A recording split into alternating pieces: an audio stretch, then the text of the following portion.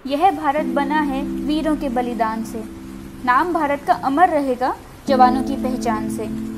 नमस्कार, भारत ज्ञान अक्षर की पूरी टीम आप सभी दर्शकों का पूर्ण हृदय से स्वागत करती है भारत ज्ञान अक्षर द्वारा प्रस्तुत कारगिल युद्ध की एक अनकही दास्तान कारगिल सीरीज में। जैसा कि अब तक हम देखते आ रहे हैं कि भारतीय सेना दुश्मनों को हर मोर्चे पर मुंह तोड़ जवाब देती आ रही है। भारत के शूरवीर धीरे धीरे सैकड़ों पाक घुसपैठियों को मौत के घाट उतारते जा रहे थे और मातृभूमि की रक्षा में अपने प्राणों को भी न्यौछावर करते जा रहे थे। मातृभूमि के प्रति जवानों के बलिदान को हम कभी नहीं भूल सकते। हमारे जवान इतने बलिदानी हैं कि बिना किसी स्वार्थ के ये देश के लिए अपनी जान की फिक्र किए बगैर हम सबकी रक्षा करते हैं और जरूरत पड़ने पर अपने प्राणों की बलि चढ़ा जाते हैं, लेकिन अपनी मातृभूमि को कभी आंच नहीं आने देते। आज के हमारे इस एपिसोड में हम आपको सुनाएंगे ऐसे ही एक जाबाज की गाथा जिसके सर पर सेहरा बंधने वाला था, लेकिन उसने सेहरे की बजाय कफन से अपना नाता जोड़ लिया। इस बलिदानी शूरवीर की गाथा को सुनने से पहले आइए आपको लेकर चलते हैं कारगिल के युद्ध में। 19 जुलाई 1999 कारगिल युद्ध लगभग समाप्त हो चुका था। हमारे देश के वीर निडर होकर जीत की तरफ बढ़ रहे थे और दुश्मन भी कई क्षेत्रों से वापसी कर चुके थे, लेकिन इन सब के बीच भारत ने अपने बहुत सारे वीर खो दिए थे।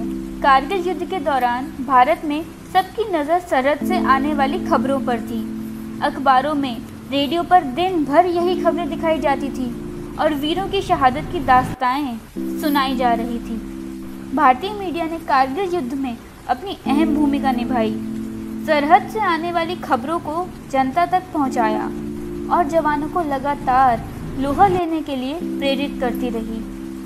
पिछले 2.5 महीने से सब कारगिल के खत्म होने का इंतजार कर रहे थे।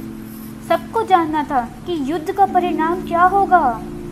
अंततः मीडिया में ऑपरेशन विजय की सफलता की खबर आई और सभी देशवासियों ने राहत की सांस ली।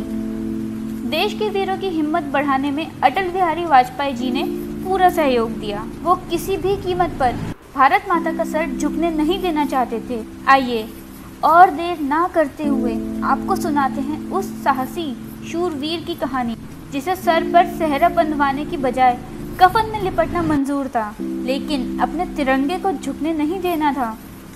उस बलिदानी शूरवीर का नाम है सिपाही अरविंद कुमार पांडे। ये कहानी है 28 मई 1999 की, जब बटालिक चोटी पर पूरी तरह अंधेरा था।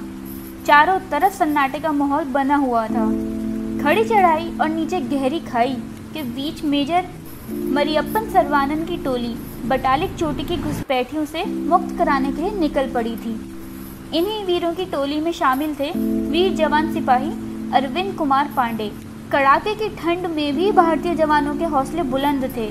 ठंड से ज़्यादा ताकत उन जाबाजों में थी और सारी रात चढ़ाई चढ़कर जवान आखिरकार अपने लक्ष्य तक पहुंच। लेकिन दुश्मनों पर धावा बोलने से पहले ही पहरा देते घुसपैठियों की नज़र उनकी तरफ बढ़ रही भारतीय सैन्य टुकड़ी पर पड़ गई।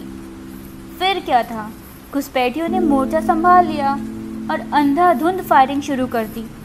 खामोश पड़े हथियार आग उगलने लगे। दोनों तरफ से फायरिंग शुरू हो गई। जब दुश्मनों को लगा कि वे कमज़ोर पड़ रहे हैं तो उन्होंने हमला और भी तेज़ कर दिया और अंधाधुंध फायरिंग के बीच बंकरों को छोड़कर भागने लगे। आमने सामने अगल बगल की अंधाधुंद फायरिंग की वजह से घुसपैठी बुरी तरह से फंस गए। उनके पास भागने का एक ही रास्ता था, फायरिंग करते हुए चोटी से नीचे उतरने का। लेकिन उस रास्ते पर मेजर सरवनन और उनकी टुकड़ियों ने मोर्चा संभाला हुआ था। सिपाही अरविंद कुमार पांडे बहादुरी से अपने मेजर के साथ कंधे से कंधा मिलाकर लड़ रहे थे और अपने अचूक निशानों से पाक सैनिकों को ढेर कर रहे थे। इस हमले में भारत ने अपने 2 जवानों को खो दिया। दुश्मनों की फायरिंग में मेजर सरवनन के साथ साथ अरविंद कुमार पांडे भी गिर गए। दुश्मनों की गोली उन्हें आकर लगी और वे वहीं पर शहीद हो गए। सिपाही अरविंद कुमार पांडे ने अपनी दिलेरी से लड़कर बटालिक चोटी से दुश्मनों को खदेड़ने का रास्ता साफ किया। इसी के बाद बटालिक पर भारतीय तिरंगा फिर से लहराया गया।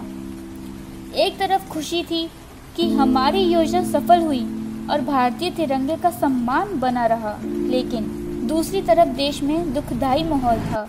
देश ने अपने वीरों को खो दिया था। अरविंद कुमार पांडे, जिनके सर पर सेहरा बंधने वाला था, उन्होंने किसी और से रिश्ता जोड़ने की बजाय मौत से नाता जोड़ लिया। उनके माता पिता ने उनके लिए बड़े ख्वाब देखे थे। उनके माता पिता की हसरत अधूरी ही रह गई। अरविंद कुमार पांडे और उनके जैसे सभी बलिदानी शूरवीरों को हम सब कभी नहीं भूल सकते। अरविंद कुमार पांडे और उनके बलिदान को समर्पित हैं ये पंक्तियाँ। शौर्य साहस का तू चंदन है, हे मातृभूमि के वीर, तुम्हारा वंदन है, तुम्हारा वंदन है।